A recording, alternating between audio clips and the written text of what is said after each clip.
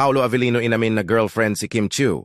Opisyal nang inamin ni Paolo Avellino na girlfriend niya si Kim Chiu sa isang pahayag. Ayon sa mga ulat, nagbigay si Paolo ng detalye tungkol sa kanilang relasyon at kung paano nila pinapalakas ang kanilang samahan. Ang pag-amin na ito ay agad na umani ng atensyon sa social media kung saan nagbigay ng suporta at kilig ang kanilang mga taga-suporta. Ang kanilang relasyon ay nagdulot ng kasiyahan sa mga fans na sabik na naghihintay sa susunod na kabanata ng kanilang love story.